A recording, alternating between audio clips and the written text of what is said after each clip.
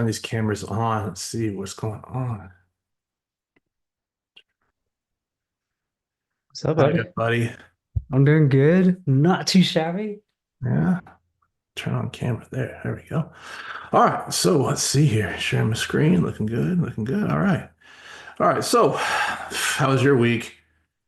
Not too bad. Not Yeah. too bad at all. Yeah, I didn't have any classes this week myself, so pretty easy. Um, Making tools for another class later on, working on this study guide. But other than When are you that, not busy? no, it's not too bad. But it's coming. It's coming in March.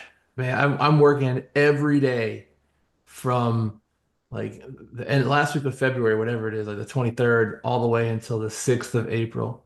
And Wowzers.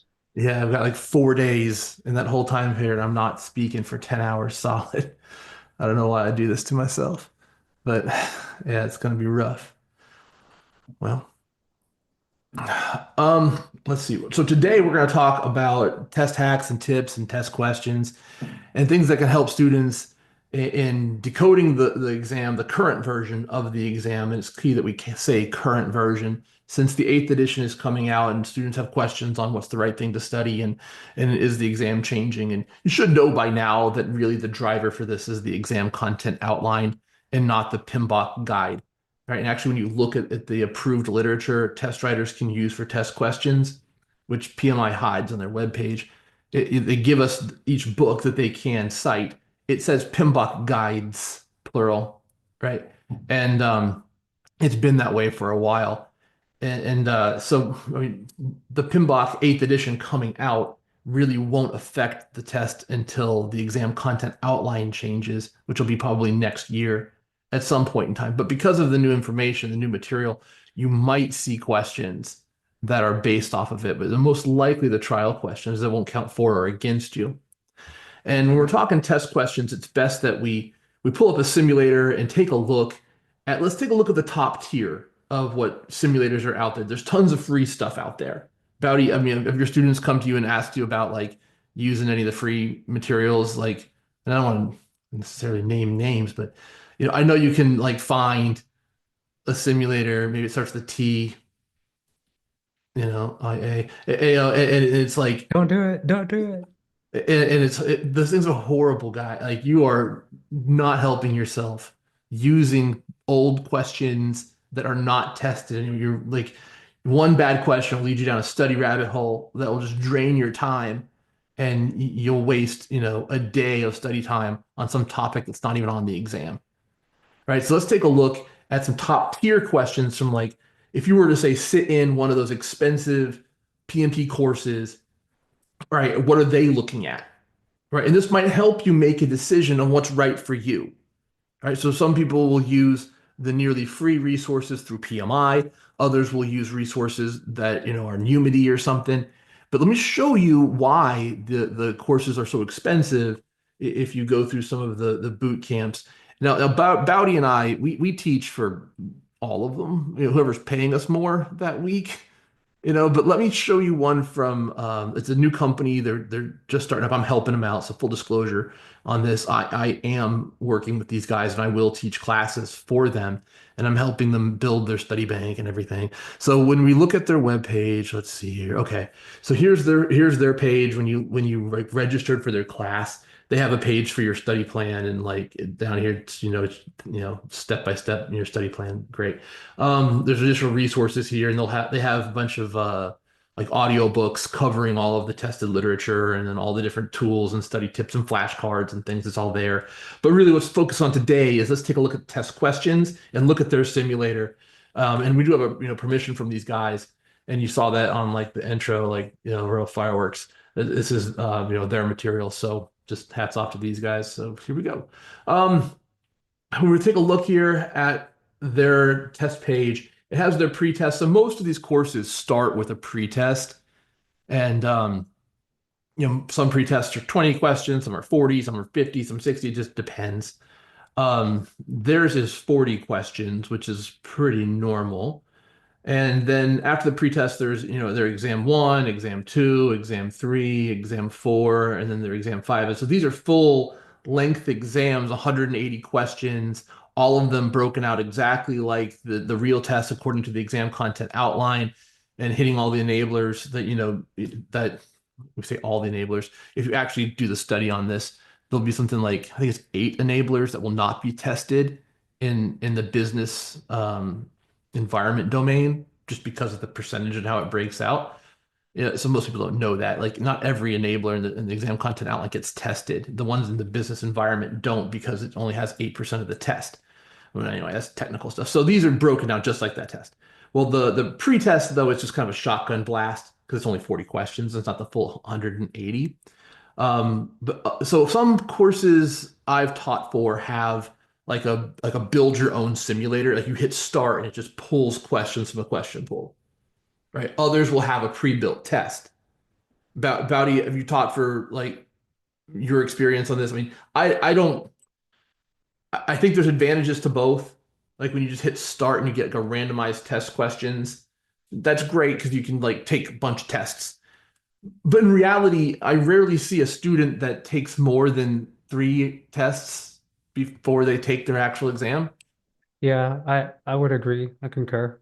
It's a lot too, like because these exams are several hours long and Oh a lot yeah, of people are just busy. it's going to take like 4 hours to go through it, Yeah. right? Right. Yeah. So yeah, typically students will take, two, three. I mean, they should take at least three, in my opinion.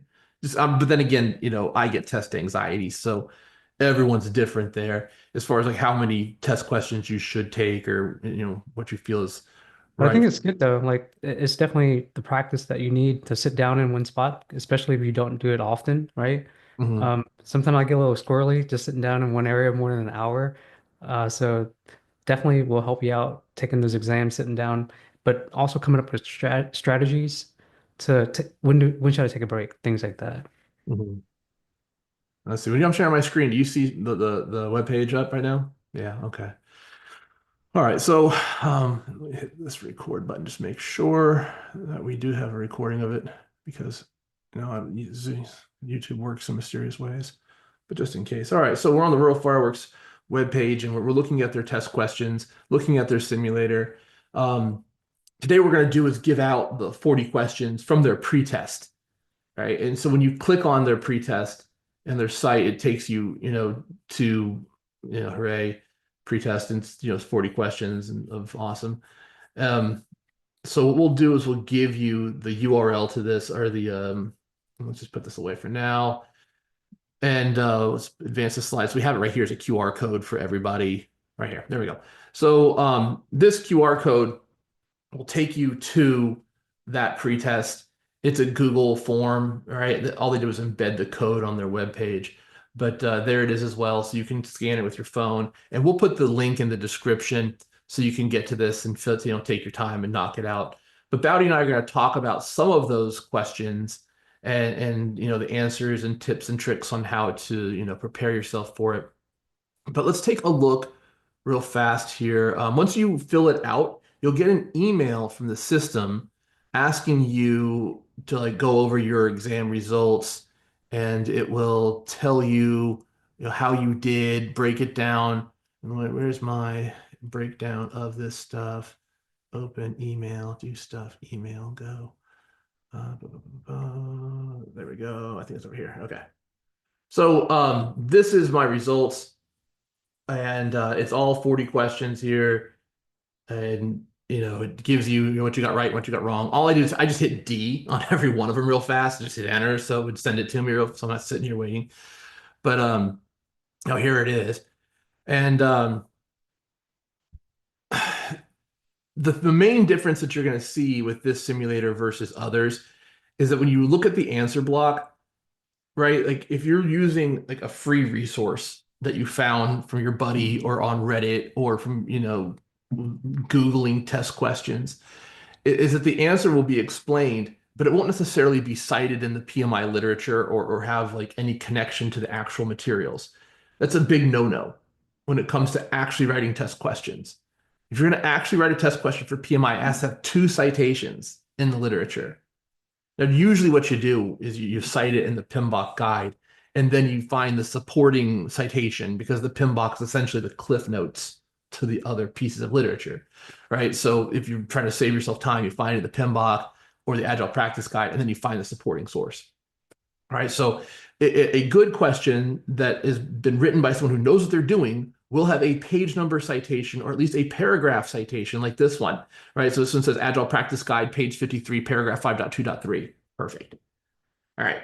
Now, the other thing that you should be looking for when you're looking at test banks is it should say what exam content outline enabler the question is actually testing. If it doesn't have that, if it doesn't talk about the exam content outline and what enabler this question comes from, you are wasting your time. And if you paid for that question bank, you need to ask for a refund right now. You are wasting your time. So anybody can write test questions about random topics. It doesn't mean it's on the test. They have to tie it to the exam content outline. If they haven't done that homework, do you really think that they sussed this question out well enough? I mean, it's probably all misspelled anyway. So make sure it has some link. So that's what we're seeing here with ECO 3.3.3. That goes back to the exam content outline, domain 3, business environment, task 3, enabler 3 from that task. And so you can go to the exam content outline and look up that exact task. And if you're in this rural fireworks class, all of their slides, all of them tie back to the ECOs. So you can search through the PDF of the slide deck and say, oh, I missed ECO 3.3.3, hit enter on that PDF and it'll pop up with all of the slides that deal with that enabler so you can study it, right? Because that's what taking practice questions is really about, is figuring out what you're missing. So that way you can build a study plan and attack that, efficiently so you're not just wasting time. All right. So here's our results, and we're gonna have time to go over all of them. Of course, we did get a little late start, but all right, we have real world work going on too. Yeah, but we will go through a few of them and try to make some points that hopefully will help you all study. So I'm not necessarily sure where you are in your study pipeline and what other things you got going on, but if we're going to be effective about this, reading the material, taking, a course, reading a study guide, excellent. But you have to turn that knowledge into test defeat. That's the key. Everyone knows the material, at least they should before they pay that $600 test fee, right? It's about turning that knowledge into test defeat so you can be successful on test day. You need that edge. All right, so little secret, half of the test is fluff. All right, straight up fluff, where they just blah blah blah blah blah, and then the question's like, what should happen next? What should the PM do next? Right, all of those situational what should happen next questions, they're answered quite easily as long as you understand PMI's thinking and you have an ounce of like integrity and a little bit of experience and some reading comprehension. Done. It's just do the right thing and okay, so we always assume that the organization follows all best practice, and we assume the project manager documents everything, and we assume the project manager has tons of power, and we assume everyone likes you. And so as you're answering test questions and you just knock them out, so the secret sauce here is analyze, document, action. All right, that's whenever it says what should happen next, you read through it, analyze, document, action. Have we analyzed the situation? If not, do that first. All right, if you have, then have you documented it? All right. And if you've done that, then do the action every time. That's half the test. So, okay. But here's the thing. The PMP exam isn't about getting a certain percent of questions right. Right? It's not like beating the PMP exam. Really, you have to beat the other test takers. You have to beat 50% of the people who came before you. So it's not everyone gets that stuff right. What you need to focus on when you're studying is the technical questions, the questions that take you back to the lexicon, to use doctrinal terms correctly, and understanding the tools and techniques and being able to understand what they mean so you can decipher the question. So that's what these 40 questions are mainly focused on, is the more technical aspect of the PMP exam. So it's heavy in those questions, although the actual exam, like every other question, is this fluffy, what should happen next question. It's a piece of cake. All right. So we're focusing in on the things that are difficult that will push you over the edge because that's what you need to do, right? You got to beat the 50% of yous before you. So this is how we do it. We focus in on the stuff that, that's hard. All right, so here we go. The first thing I wanted to bring up, let's see here. I had a list of questions I looked at. I know Bowdy, you looked at some too. We haven't actually compared lists yet. So I intentionally chose things at the end of the questions, thinking that you were gonna, pick things early on. I was just trying to not pick the same questions you picked. All right, so the first one I wanted to look at was question 31. All right, so we'll scroll over to question 31 and we'll give everyone a chance to like read it over, and then we'll jump on in here, wherever 31 is.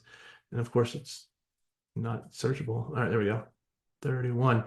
Okay, so looking at question 31, let's go over real fast. As a project manager working on high stake project, you encounter a conflict between two team members. Ooh, fun. The issue arose when one team member knowingly broke established team ground rules, causing disruption and tension within the team. The situation is critical and it needs to be resolved quickly to prevent further impact to the project timeline.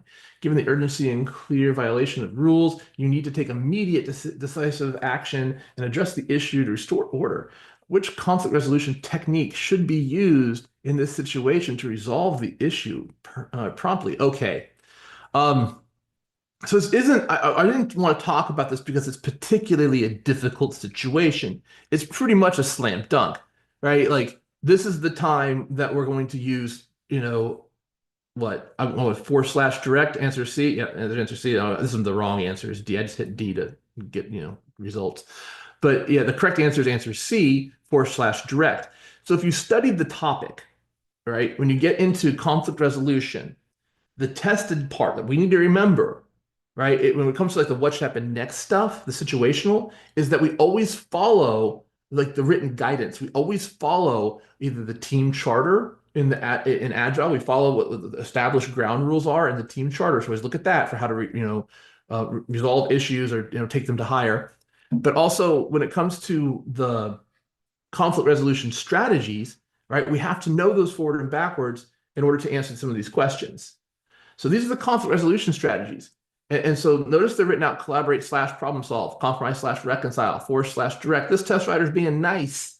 This is nice because this is the mistake students make, right? Because they see those terms and they want to use brevity in their study, right? And so they just want to memorize half of it. So they just memorize, collaborate, compromise, force, is smooth, and they don't memorize the full term. This is what happens on tests. Test writers are evil, right? So they know you do that, right? So answer A would be like smooth slash accommodate. B is compromise slash reconcile. And then C is smooth slash reconcile. And they mix them up, right? So if you only memorize half the term, you can miss a question that you should have gotten right. So pro tip, memorize the full term when it comes to conflict resolution, or you will get burned on exam day. All right, Bowdy. Now, so they give us an answer here. I already went over it, but in this situation, like when you're trying to resolve a problem, someone breaks a ground rule, right, or breaks the law, right? Like Bob said something inappropriate to Janice, and asked her out on a date, and Janice turned him down. Like, okay, like forward slash direct, this is the time to put your foot down. It's a you win and you lose, right, as a leader. But other than that, right, when it comes to forward slash direct, it's kind of hard to pull the trigger on that one because you're creating this naysayer, when you're choosing someone who loses. Right? So oftentimes on test questions, it's not forward slash direct as the right answer. But this is a case where it is, right? Because someone breaks a ground rule. And they give us our PMBOK Guide 6th edition citation here. They could have used the 7th edition. They could have used a process guide to PMI, which was published after the 7th edition. Or they could have used the 8th edition if they had the pre-release version of it. It's in there too. But the 6th edition, honestly, is the most comprehensive. So I'm completely fine with seeing the 6th edition in the answer block here. Everyone uses the 6th edition, even PMI Standards Plus. All right. Bowdy, any notes from that one? Yeah, if you could scroll up a little bit, Mike, Yeah, towards sure. the question again. I'll make this bigger too. If you keep scrolling back to the question. Yeah. Okay. Yeah, I was gonna point out, given the urgency Like for me, when I'm taking an exam, when I see things like, urgency, it means like we need to get this done. It's already written, it's already black and white kind of thing, like you were stating. So for me, when I was going through this, I saw that those are key things for me to be like, okay, it's forced and direct because they broke the rule. There's some policies where if you, for example, get in a fight, you get terminated from your job. So that was one of those things. And then again, going back to the urgency part. And that was what led me to select Force and Direct. Yeah. Yeah, the Now, urgency piece. now we have like more time, right? And it wasn't as urgent. I would definitely get collaboration, trying to see different points of views, but in this case, it's not one of those situations. Yeah, I can see that. For me, it was just right here, like knowingly broke an established ground rule, Exactly. right? Like Yeah. that's like, and throw the flag, Right. Right. Other than that, it doesn't really matter on the type methodology as a project manager, as a leader, right? And this goes back to the paradigm, the study on leadership versus management and Right. influence. Hooray, right? But as a leader, you don't own power. The leaders wield power, and the power is owned by followers. So you need a follower base in order to wield power. So if you create a naysayer by saying, you lose in any argument, you're whittling away your own power base. So logically, as a leader, you want to maintain that power base. So typically, right, in most situations, you're gonna try to find some way around it, some way of either compromise, collaborate, something like that, and but in this case, because it says they knowingly broke a ground rule and need a solution now, that's just throwing the flag. It's force/direct time. All right, then you got to pick a winner and pick a loser. All right. Okay. Anything else on this one about it before we move on? Let me Nope. see. I think that was pretty good. All right. And so because we're on Zoom through YouTube Live, our chat won't catch up with us because we're ahead of them. It's like I look back on it, it's like looking backwards in time. It's like stuff we were saying like 2 minutes ago. It's Interesting. weird. The lag is throwing me, man. It's like I talk in like to the past. I can tell myself what to buy Bitcoin now. All right, anyway. Okay. Let's see. Bowdy, which questions do you want to look at next? Let's take a look at all the way back up there, number one. Number one. Oh, look at you. Yeah. Getting deep into this thing. Okay. No. Question one. All right. Hmm. You're an agile project manager leading your team through the seventh iteration of the project work. When your product owner informs you of new critical legal requirement that have just been identified for your project, the regulatory requirements surgeon, if not included in the product you've been developing. Started. Okay, which answer choice below is most appropriate course of action? Which of the key Yeah, this one next? was really good because I feel like a lot of people might have picked either B or D. Mm-hmm. Mm-hmm. When it comes to like test taking, I always look for like keywords. So, and this question right here is very centric around agile. It even says it in the question, Yeah. right? Oh, yeah. So I took this agile mindset approach to this. So if we have requirement that's urgent, and if we don't get it done, it's going to throw everything off, right? So the reason why I went with D was because definitely the product owner is the person that owns the backlog, right? So you can't make any kind of changes um, unless you go through the product owner. And with that being said, the key thing is product backlog versus the sprint backlog. So that's the other thing that you need to know for exam, right? What's the difference between those two things? And that's the key right there. So when we're talking about like the entire like project itself, like the product in this case, you want to take a look at the product backlog, which is like the whole thing where the sprint is only part of it. So we have to take a look at the bigger picture to see what those things may be, and then get with the product owner because that's the person that's going to prioritize the work in the product backlog, and that's the reason why D is better than B. What do you think Uh, about that? My test hack for that was always tell students like, hey, if the term has product in it, you Right, need the product owner's keys to touch it. Like product backlog, product roadmap, it's not yours. right, So yep, all like a good way of thinking about that stuff, product backlog and product roadmap, those are sort of similar to the baselines in like the predictive world. they get approved by the sponsor, right? You create it and it gets approved. It's similar. The team helps in the creation of this thing, and like the product owner approves it, your sponsor, right? So I always like to say the product roadmap is similar to like a combination of scope baseline and schedule baseline, right? Which makes it technically a performance measurement baseline by definition. But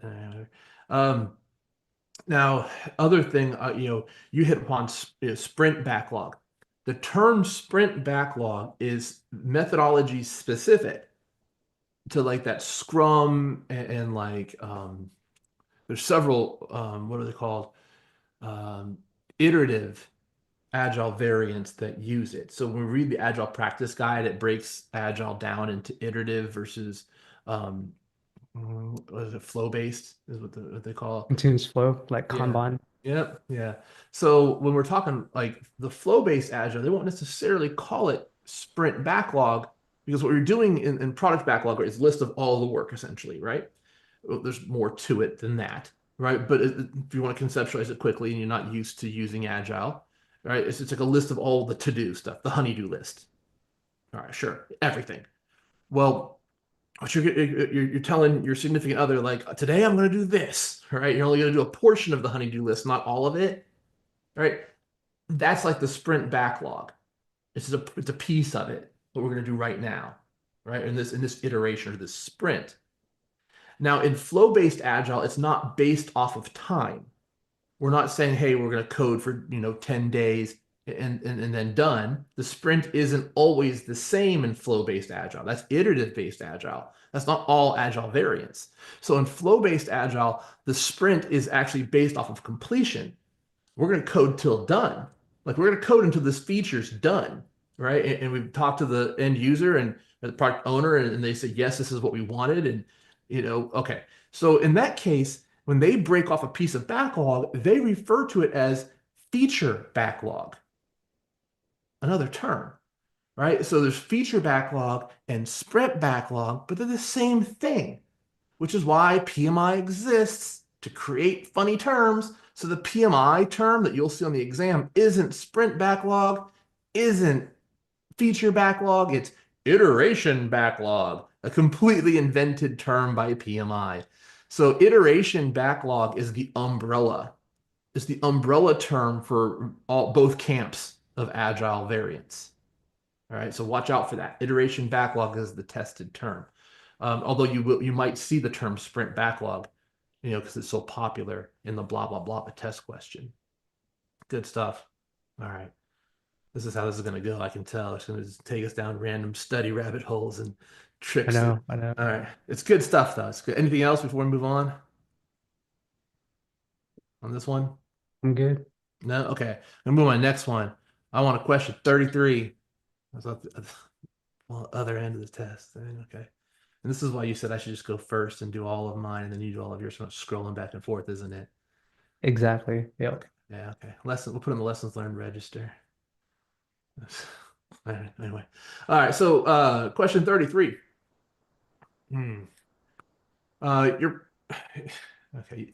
You're a project manager currently reviewing your risk register for approaching project activities. As a segment of the project work your team is uncomfortable with producing, and your organization is extremely risk adverse to threats in this area of the project. Okay. To execute the activity contract, a subject matter expert to complete the activity, which strategy did you employ? All right. So this is a technical question. It's about tools and techniques, risk strategies. There are 10 of them. All right. And so this was not difficult if you studied, right? You know that the correct answer here is transfer, answer C. Yeah, remember, I just hit D on all of them so we can see the Yeah. answer. All right, but answer C is the correct answer here, transfer. And here's a little trick. This is why I wanted to talk about it. Not because this area is like this question is particularly difficult. Although there's plenty of study that should be done when it comes to these risk strategies. I always tell students that it's right thigh material, right thigh material. Right. Yeah, it's upside down, right? And it's tattoo parlor, short shorts on test day, guys. You need to have like the risk strategies memorized for this exam. Okay, because they will be all over this thing. All right, but in this case, what I wanted to draw your attention to is a serious flaw in PMP exam questions that still exists to this day. They are getting weeded out. It's not as prevalent as it used to be. But if we use something we call answer analysis, right? It's a way of attacking a test question instead of reading the question like I just did, which is a massive mistake, right? Read the questions bottom up, right? When you're taking test questions, try read the answer block first, right? And then read the question. If you do that, there's a chance you're able to answer the question without reading the blah blah blah at all. At all. Waste of time, right? And that's if you don't do that, if you read it top down, you're throwing away that opportunity, right? So what we're trying to do is increase the probability of you finding those 10-second questions. So we're talking about risk strategies, right? That's a strategy in itself, increasing the probability of a good thing, right? Enhance. Anyway, all right, but like in this case, I want you to read the answers first, bottom up, answer D, answer C, answer B, answer A, and ask yourself, what is this thing about? Right? So you see share, transfer, avoid, mitigate. Instantly, you're like, okay, it's about risk. Right? These are the risk strategies. Is you recognize the terms. And then you compare them to one another. Okay, mitigate is for a threat, avoid for a threat, transfer for a threat, share is for an opportunity. All right, okay. It's probably not share. It's the one it's the oddball here, right? But then start, looking at them a little closer. One of the things that we find, because of how questions are built, they're actually built by responses of test takers. That's why they're trial questions. They mess with the answer block, right? That's why they try it out on you, the guinea pig, all right, for 10 of your questions, or now it's 5 of your questions on the exam. So what happens is you wind up getting answer blocks where the answers are all related in one way, or at least 3 of them are, and then 2 of the answers are related in another way, right? But that's a total of 5 answers, right? 3 answers are related this way, 2 answers are related that way. That's because one of them is in both camps. And that one is typically the right answer. And that's what happened here. So you have mitigate, avoid, transfer. All of those are for threats, right? And then share is an opportunity. But share is the opposite of transfer. That's the same idea, contracting, right? So those two are very similar to one another. That's two group. That's one group that's similar, and then you have A, B, and C that are similar. The one that's in both camps is answer C. That's going to be the right answer. So in my mind, I'm already thinking, okay, the reason why answer D exists here in the answer block is because so many people missed it, right? Because they couldn't figure it out which is right, C or D, right? Because they knew, and the reason why A and B are here is because they're also strategies for threats. Right? So most likely the answer is C. But then I'd actually read the question, right? I get to which strategy did you employ here? I'm like, ah, dang it, the question doesn't help me. And then I would read through it and see if I can answer it quickly. But I already have in my mind that it's C.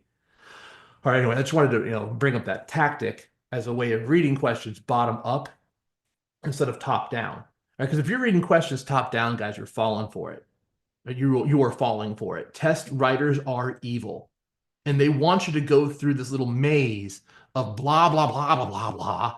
It's to distract you with all the acid rain and burning kittens and oh my God. And then then there's this question like, wait, what? And there's like all these numbers that have nothing to do with anything. And if you fell for that, like that's on you. Right? Why did you read it top down? That's what they wanted you to do. Read it bottom up. It's like a little kid in the restaurant. They get the maze, on the little kid menu, and they go backwards in the end. And they go, "Yes, cheating. Of course I'm cheating. Because if you're not cheating, you're not trying." I learned that from Bill Belichick. What? Now he teaches in college. Anyway, so I'll go ahead and stop. Okay, Bowdy. Anything to add here? Man, is that what really goes in your head, Mike? Like when you're re Sorry. But like mine wasn't that elaborate. Mine was kind of just plain Jane boring. So with that being said, um I did go use your method. One thing that I saw was which threat. So I saw the term threat. Automatically I went to the answer key to Oh, take good. a look at these. And I was like, Psh, share opportunity like we were talking about. So Good. it should be A, B, or C. So the second thing I did was I went up a little bit. I read to execute the activity, you contract a subject matter expert. Right then and there, it told me that I just gave that work to someone else. So that Right. tells me that it's going to be transfer. I transferred Right. the work. Right.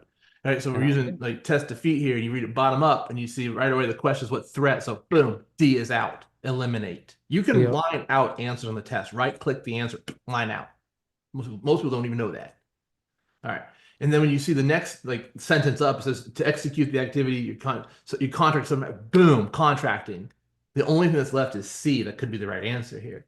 So excellent test defeat stuff. But guys, this takes study. Like you had to have like been in a course and have someone tell you, hey, here are the tested terms and here's how they're grouped on exam day.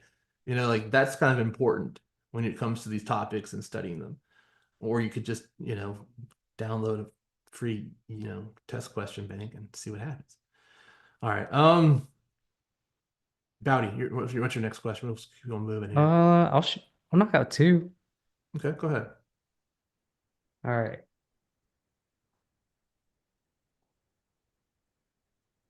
Question two. Yep. Okay. I was thinking you were saying do two in a row. I'm like, all right, go for it. All right. Let's see here. You're an agile project manager for a software development team. During a backlog refinement meeting, the team is concerned about technical complex of one of the requirements.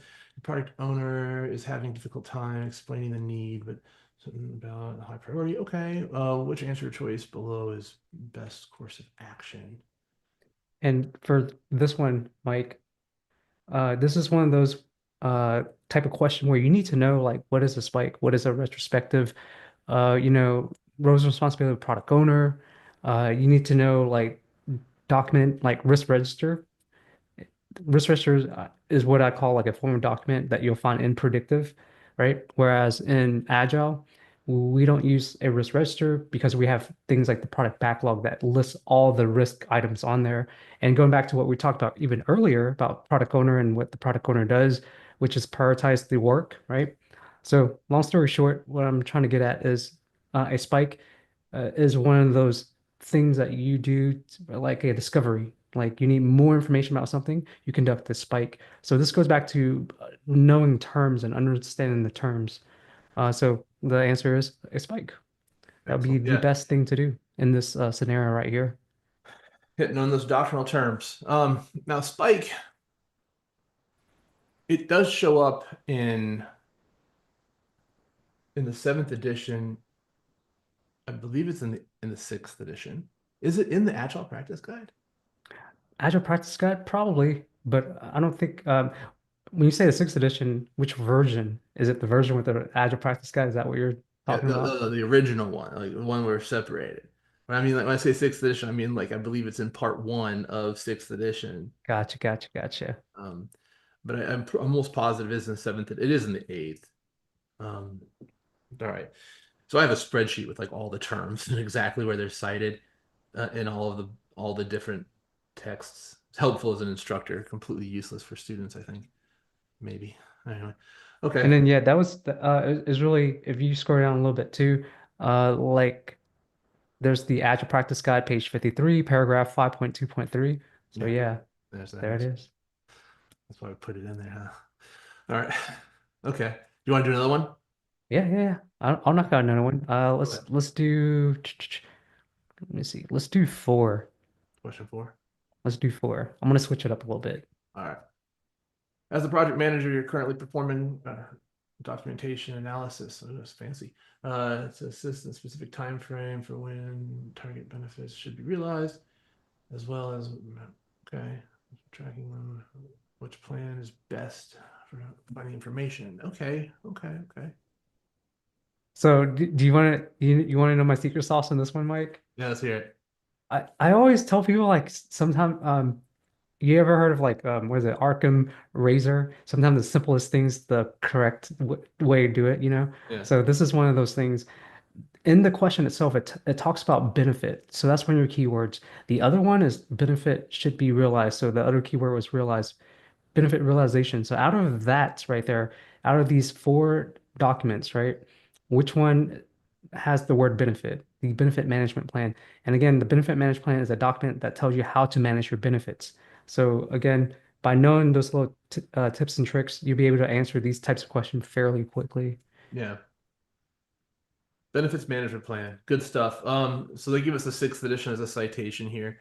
My preferred citation on all things benefits management is benefits realization through what's it called? Benefits realization through organizational project management, a text by PMI in partnership with Boston Consulting, BCG.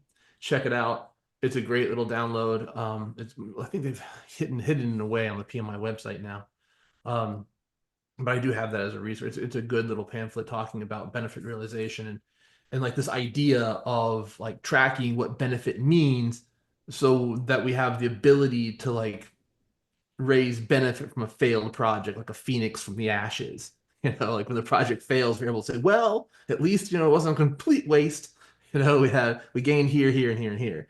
But if you don't label what benefit means, it's hard to have that kind of a conversation.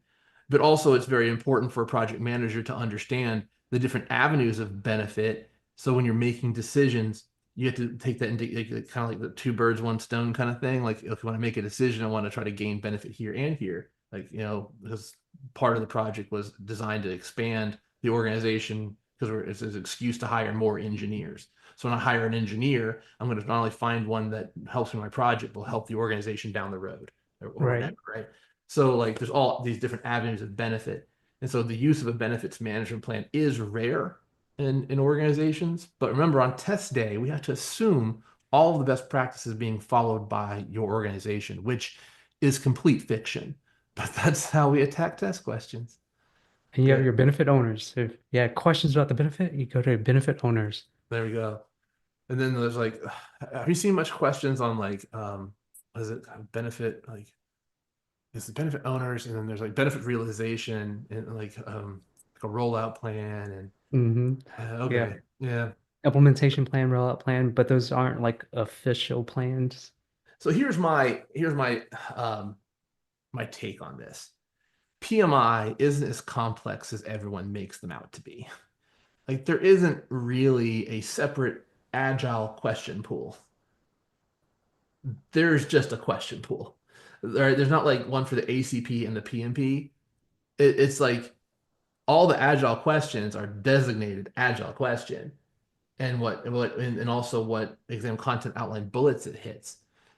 So I'm fairly certain that when you take the agile certification, the questions are being pulled from the same question pool as it's just being filtered just for the agile exam content bullets, though. So that's why we're getting these questions that are so detailed on benefits realization. It's not talked about as in depth in the PMBOK guide. You know, um, we are starting to see that stuff with benefit owners and fun. Okay, I'll go next. What question I do last? Let's do 35. All the way back down. Question 35. Ooh, 36 looks fun. Oh, it's math. Okay, here we go. My stuff. All right. I get excited about the math questions, guy. I think we said this in the first. I can't spell to save my life, but I could math. Yeah. So like when it comes to teaching the math topic, this is my favorite thing to do is teach the math stuff and make people laugh about it and understand it and really break it down so that we all get it. But anyhow, here we go. So here's one that's kind of a technical math question. It's not like difficult mathy wise, just kind of nitpicky all right. So it says you're the project manager currently planning quality metrics for your project. The best practice, all metrics assessments must be completed with a 95.5 accuracy. Which sigma represents the minimum needed to achieve that requirement? 1 sigma, 2 sigma, 3 sigma, 6 sigma. Okay, so this information actually predates a lot of like PMI materials. Like this concept was first published, way back in yesteryear of lean and refined through the fires of World War II. And then it shows up again in the PERT handbook talks about this and estimating with accuracies and okay, so when we see this in our materials when we're talking about estimating and estimating with a certain amount of confidence, right? And then it shows up again when we're talking about Lean Six Sigma, right? Because Lean everyone knows the certification Lean Six Sigma, right? It's a combination of ideas of Lean also just-in-time management, Kaizen, and then the idea of Six Sigma, right? Which is a certain like percent of defects that are considered, acceptable. All right. And so typically we say it's Six Sigma, 3.4 defects per million. All right. Okay. So there's a percent confidence associated with that. So Six Sigma is 99.99997% confidence. Right. Okay. So one sigma is 68.46 or 26. Two sigma is 95%, 95.46. That's it. And then three sigma is 99.73. So there's actually more decimal points to it than that if you actually look it up, but that's what we need to know as a minimum for the exam. Right? So you have to memorize that. And then in our slides, almost every course I've ever seen on the topic will have that. And those percentages actually come verbatim from the PERT handbook published in like 1968 or something. All right. So in this case, you're like, oh, 95% confidence. I mean, that's two sigma. So even if you studied, this is going to trick you. Because yes, two sigma gives you a 95% confidence, but it's actually 95.46. Not quite 95.5, is it? Which is why you would need three sigma, because two sigma won't quite cut it. And that's why C is the correct answer here. And I know that's cheesy. I know that's ridiculous. I know in the real world we use 2.5 sigma and stuff, all right? But this isn't the real world. This is the PMP exam, and this is the kind of evil stuff they do. All right, so let's make sure that we take the time to memorize the confidence intervals, as they're called, these sigmas, right, to the right decimal point. Now, if you have more questions on like how are these actually used in estimating and what does it really mean, that's a separate conversation. It's a good block of instruction talking about estimating and confidence, and it's fun to talk about, but it's not really what we're talking about right now. We're talking about test defeat. All right. So in this case, the topic here is look, when PMI is giving you percentages and ranges and exact numbers, you memorize that exact number. There will be cheesy stuff like this on the exam, where my other favorite is like, oh, the estimate's considered to be -4% to +12% correct. What kind of estimate is this? Definitive or wrong? And you're like, well, it sounds pretty definitive to me, right? But then like, it's not. It's not. They give you a specific range for what is definitive, and it's like two outside of it. So it's wrong by definition. All right, so make sure we're taking the time to memorize those numbers to the last decimal point. Baodi, I know math is your strong suit. This is one of those things where there's no getting around it. You just got to memorize it. But the cool thing is like there's people that knows, hey, focus on this because there's like I don't know, what is it like 40 different math formula questions or just math formulas in general. And there's not many questions like that on exam, so I wouldn't focus on trying to study every single one of those things, trying to do all the math. Worst case scenario, I always tell people is there's usually like four answers, meaning that you have a 25% probability of guessing the right one. And if it's one of those things, any mean money mo. What's your thing that you always do, Mike? What was it? Click Oh, market for review, spike the mouse. I By say the way, see and don't see you spike the later. mouse. See and see you later. Don't let it get Yeah. in your head. Throw those two Yeah. fingers. Peace. Next question. And then go back. It's like that, like you were bringing up earlier, Mike. It's a time exam, right? So it's ticking Yeah. down. So you can't spend too much time on one exam question. There's nothing wrong with marking it for review and coming back to it later if you have time. But if you don't do that to yourself. You'll end up running out of time, or you run out of time. You start making mistakes, right? Right. And Mike, you were saying you're like an anxious test taker, right? And what happens when you're running out of time and you have all these questions left to take? It just really nerve-wracking. Yeah. So that's my strategy that I take when I That's a see really good stuff like point. I that. didn't think you'd bring that up here talking about this topic, but you're right.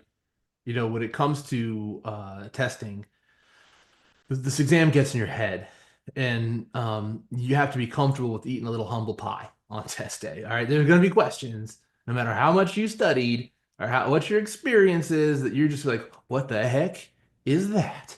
And you just gotta hit C and see you later, and don't let it drag you down, because this test will get in your head, and eventually you start questioning everything, and that's where you don't want to be, right? You just got to stay confident.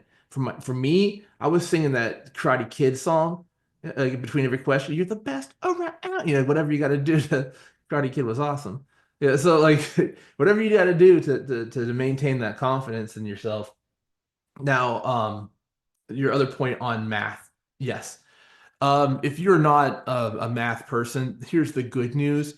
They don't make you calculate stuff anymore. I mean, they used to. Back when I took the exam in 19 Dickety 2, it was like a calculator friend. You're just sitting there calculating stuff and you had your scratch paper and not anymore. They removed all the actual calculations for the most part. There's probably two areas of your test where you will have to touch a calculator. But for the most part, it's do you understand the math? Right? Do you understand what it means? Why it's there? Right? And so in the courses that I teach, regardless of the company, right, I'm going to break down the math so that you understand it, right? And so I've got a course coming up in March, and I always in that class I know I'm going to break down the mathematics probably much more in depth than what's actually needed for the test, but so that way that people are aware of it, we understand it, we're ready to destroy it on test day. So my goal when I teach is that you're done studying for the math. All right, you're done after the class. You're done. You're good. You know, um, but like Baodi said, if you don't like it, then hit C and see you later. It will not sink your battleship. And also,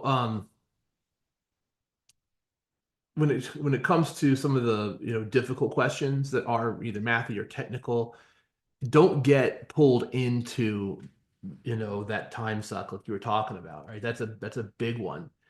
The test writers know that. Like, when they're writing test questions, they're trying to weed out two types of people with every test question: the individual who only studied and has no experience, and then the individual who has only experience and didn't study. Those people they're trying to weed out, right? So there are questions that are designed to weed out that person with tons of experience but didn't study, because they will sucker them in to this like difficult question that will take like 20 minutes, and then all of a sudden you don't have enough time to answer the rest, and boom, you fail.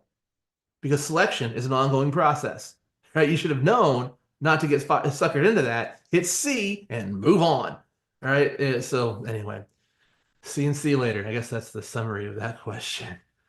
All right, Bowdy, do you have another one? Or do you want me to I do two in do. a row? I do. I got number 13. I think number 13 is a good one, which kind of segue to what you were just talking about, weeding out the two type of people, Let's the see. one that studies but have no experience, and then the one with experience that didn't study.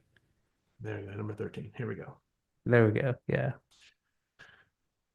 You're a senior project manager of a large firm and currently training a cohort of junior PMs. One junior PM inquires how the PMO ensures project follow organizational standards and guidelines. Which statement below is most accurate? So this one right here, when I was going through this, I was looking for keywords. So just FYI, I thought B and C, those were two really close one together that could be the correct answer. But the reason why I picked C over B was because of one word, to be honest, and that's audit.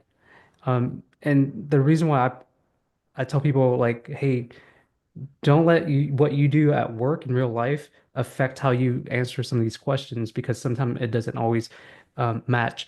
For example, in the Navy, when I was in the Navy, we had inspections. We would go and do inspections on maintenance or on materials, whatever the case may be, right? However, in PMI's terms, it's not an inspection, it's actually a audit, right? Because you're taking a look at the procedures to make sure that you're doing what you're supposed to do per the plan or the guidance, right? But long story short, what I'm trying to get at is C was the correct answer because of the word audit for me, right? And then the other thing too, that I don't expect anyone to go and try to memorize all 49 processes, for this exam. Like back in the day when I took my exam, you that was like a big chunk, right? Well, you had to. But moving forward, you don't need to go back and try to memorize that, nor do you need to memorize all the ITTOs. Mike, how many total ITTOs are there? Is it like over 1,000? You 600. expanded it? It's like 678 ITTOs, 1,256 combinations. Yeah, right. There you go. So there's a lot. Like I'll be Memorizing it impressed. only helps me answer that question. Yeah, it's like I have not met like a person that knows all those things. You know what I'm saying? And again, I would never tell anyone to spend all this time trying to study and memorize the ITTOs. Be familiar with it, right? Be familiar with it, but don't try to memorize every single one of them. And then going back to the 49 processes, um, and I'm not gonna lie, when I was doing this, Mike, I was kind of rusty. I was kind of like, oh, let's see, what is it? Manage quality, control quality, right? I second guessed myself, but I went back to my gut feeling, right, which was, okay, audit. That's what I'm looking for. And again, another thing too for you all, when you pick a answer, like stick with your gut feeling. Because I almost went back to change it to B, but I'm glad I didn't. I stuck with C, right? And there's actually literature and research out there that says, that gut feeling is actually your intuition. You subconsciously read it, seen it, heard it somewhere before. So always stick with your first answer unless you absolutely know that is incorrect. Good.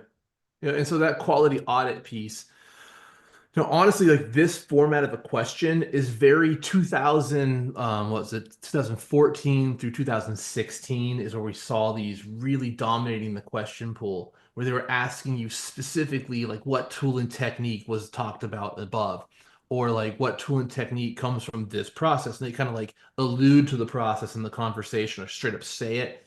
Um, so they started going away from that in the current version of the exam, but they still exist. They're still in the question pool. So of all of the exam enablers, 133 of them, only 25 are new. That's it. There's only 25 new ones. We've been testing the rest of them since 1982, guys. The question pool, it still has some of these relic questions in there. All right, so this one particularly is very possible to show up because this distinction of the quality audit and in managed quality shows up in the PMI approved slides in their slide deck that they came out with, with all of the affiliated training partners back when they changed the exam, and it's also in the eighth edition. So I would make sure that we know that term, the quality audit, and so the idea of managed quality, the term throws people. Managed quality is the oversight, right? It's when you have someone else like looking over the shoulder of the person who's doing the testing to make sure they're doing it right, not pencil whipping it, right? So just because you said, "Hey, I need you to do this," does that mean they're really going to do it? You got to go check. That's what they're talking about in that concept. And so the quality audit is having someone look at the results of quality to make sure it's in line with what our plan said. So, preferably you would want, the customer to say, yes, Mike, you test all of these widgets like that, all by all of them, right? That's what you want. So the best practice is the entity doing the quality audit is not the project manager and not on the project management team. Like that is verbatim from the PMBOK guide. It has been in like every version of the PMBOK. All right. So anyway, good one. All right. I like that we brought up quality audits. It's a tested term that everyone messes up. So a little word from the world of quality, right? Chapter 8. Um, Here are the terms that you must know. All right. Either know these terms or do not take the test. Okay. There's the quality management plan, which is actually written by the PM about that project, saying these are the requirements. This is how we're going to test them. This is like the form we fill it out on, and how we save the results of that test, and how we determine pass or fail. Right. That's the quality management plan in a nutshell. There's more to it usually. But then another term we need to know is the quality control measurement. The quality control measurement is the form that gets filled out when a test is done. You do the test, you measure the widget, you write down what actually was tested. That's called the quality control measurement. All right, and then the third term to know is the quality metric. The quality metric is what determines pass or fail for a test, right? It's like I always tell people to think about it like college. Like you show up to college, like your first day of class, and the professor hands you that syllabus, right? The syllabus is like the quality management plan. It tells you what's going to be tested. It says, here's the things to read. This is what we're going to talk about in class. This is what we're going to be testing you on. And then typically stapled to the back of that syllabus is the grading scale. How many points you need for an A, B, and a C, right? And then you take your midterm or you fill it all out. All right, you come back from fall break. Well, now spring break, isn't it? You come back from spring break, all right, and there it is on your desk. It's all marked up with red ink, and you go, "Oh, I got a 62," and you can take that score and bounce off the quality metric. That's an F, right? Like that exam, your midterm, that's a quality control measurement. It's a record that you took the test. There's your signature. There's the date on it, and you failed, right? And it's saved forever, right, with your name on it. Right? That's the idea. So the quality management plan is like the syllabus. The quality control measurement is like an exam or any test or quiz you take in class. And then the quality metric is how we determine pass or fail for each one of those tests, the grading scale. All right. So we need to know those terms, right, as a key component to the quality world, but then also this term, the quality audit. All right. So the quality audit, everyone thinks is the PM like picking up the widget and testing it and going, oh, this failed. Nope. Mm-mm. No, the quality audit is someone else looking at your plan, first making sure you actually have one and that you're not pencil whipping it and making stuff up. Like you're actually doing it. That's the quality audit. All right. Good process. A good question to hit upon. Very tested concept. Everyone messes up that stuff. Good stuff. All right. Is it my turn or is it your turn? I lost track. My turn. All right. There's a lot of TBI in this Zoom. All right. All right. Here we go. I'm gonna do question 36. Everyone saw that diagram when I scrolled past it. All right. One of the scariest topics for students, critical path method. Oh no! Right? Students see this like well, they just instantly next question. All right. So oftentimes on your version of the exam, the critical path method questions are surface level stuff. It's like, do you understand what we're talking about? Like, do you know what this is about? All right. So this question: you're the project manager for maintenance projects during a factory turnaround. Your project must be completed on time or it will cost the organization millions of lost revenue due to the factory outage. Based on the diagram below, which activities are on the critical path? Okay. And so then the answer block, gives you several different paths, A to E to G to J to L, C I was to looking F for to the I. float. What's Like when I that? saw this, I was like, let me find the zeros real quick. Oh, no zeros. Okay. Eh. And then I was like, that means I'm gonna have to add. Well, so like there's several ways to answer this one. The way to not do it is to like start doing the forward and backwards pass and trying to do it all because it's all right there for you. It's already done, right?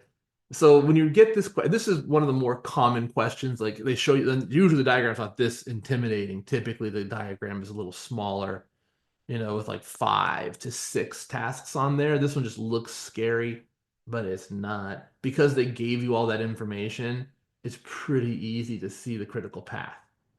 You just have to know what you're doing. Right? If you've done critical path exercises before, this is a 10-second question. You're in and you're out of there. All right. So one of the rules with critical path is it always has the least amount of total float on the diagram.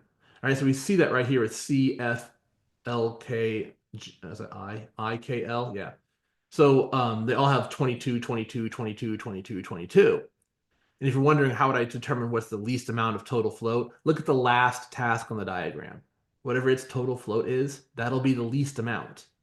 All right. And so it's shared across the critical path 22, 22, 22, 22. Everything else has more. So those are the critical path tasks. 10-second question, you're in and you're out of there. Now, if that's not an option to you, right, the next best thing is to look at the answer block and then add the durations together for each one of the tasks. So you would go to A to E to G to J to L. So A has a duration of 10, E has a duration of 4, G has a duration of 8. All right, you add them together to figure out the total duration of that path. The one that has the longest total duration will be the critical path, right? And it will have a total duration of 62 days because it says right here the whole task, the whole project takes 62 days. All right. So if you're looking through so those who haven't seen any of this before, all right, the late finish so each box right has a late start, sorry, early start, early finish, and the bottom says like late start, late finish, right? So if you're looking at the very last task, it has an absolute earliest finish date of 62 days, right? So they're saying the whole thing, it'll take 60 days to complete.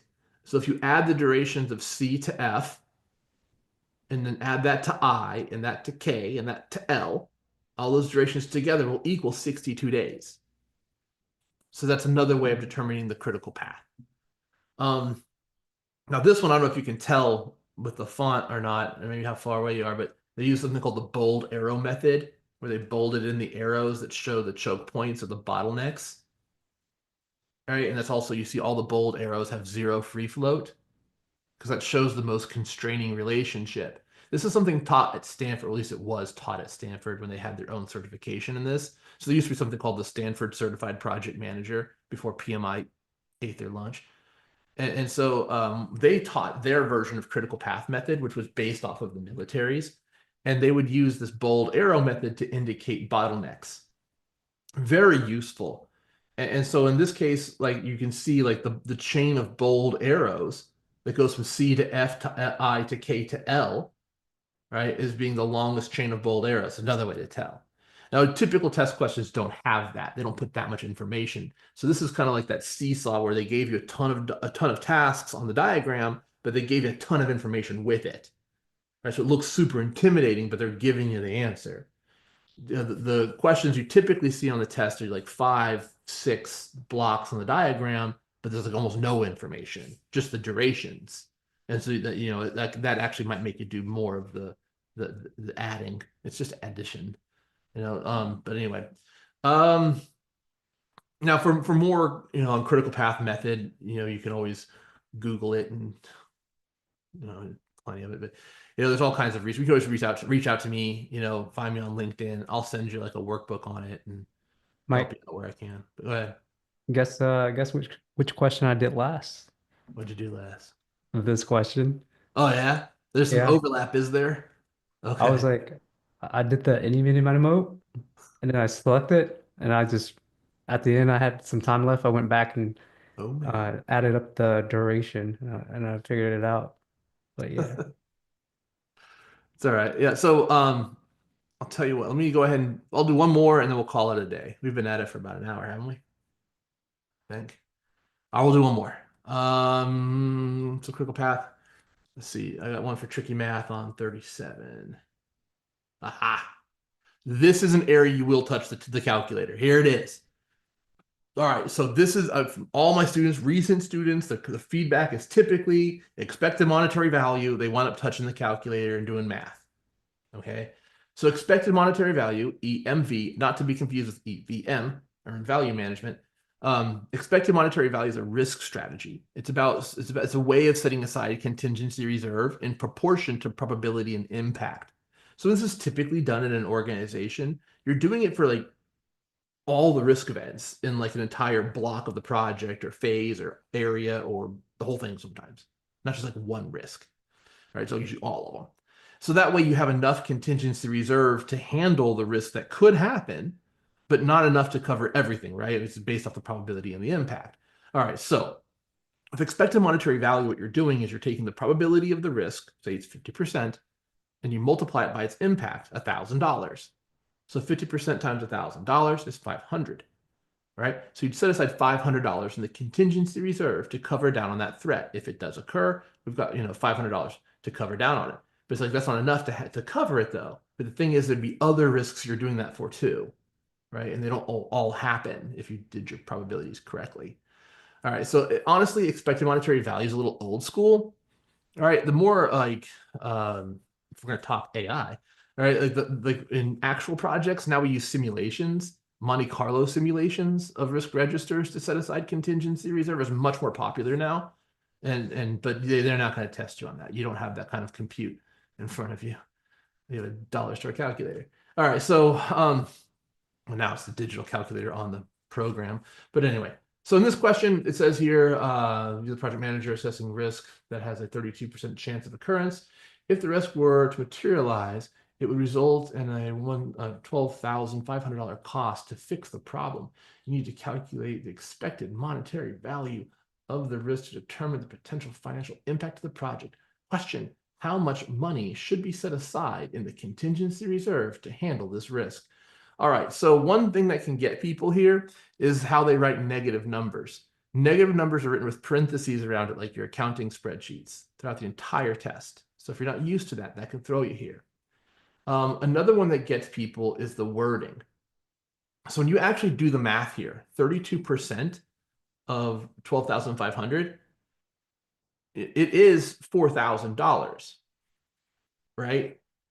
But it's like a negative dollar amount, right? When you think about it, right? Because it cost you a negative. So basically, the impact's a negative $12,500. So if you use 32% of a negative, $12,500, you're getting a negative 4,000, and that's what people do. Oh, the answer's right there, D, negative 4,000, and then boom, you missed the question because the question wasn't what is the expected monetary value. It's how much money do you set aside, right? So it would cost us a negative 4,000. So we counterbalance that with a contingency reserve of a positive $4,000. All right, that's a really nitpicky question, but it shows up way too often.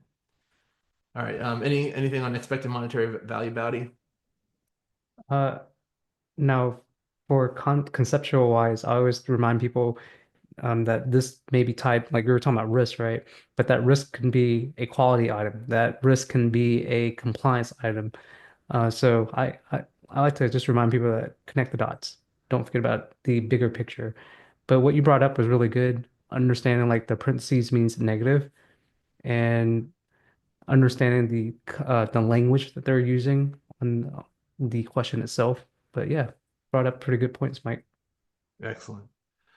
Well, I think that's it for our time for today. I know I'm eating up a lot of your Friday into your weekends, Valentine's Day, you got plans. All right. But if anyone wants to contact us, I'll put our LinkedIn in the description as well as the link to this exam. You can take it for free, go for it, have fun, knock yourself out. The answers are at the bottom of each one and it emails you. Now do make sure you put your actual email address in, otherwise you will not get the answers. All right.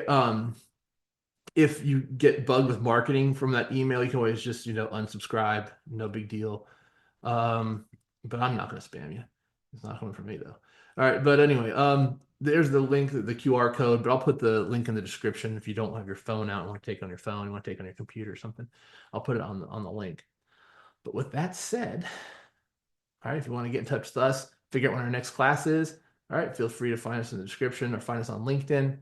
Other than that, for Bowdy, I'm Mike. Enjoy the rest of your weekend. I'll see you guys in class. Good night, everyone.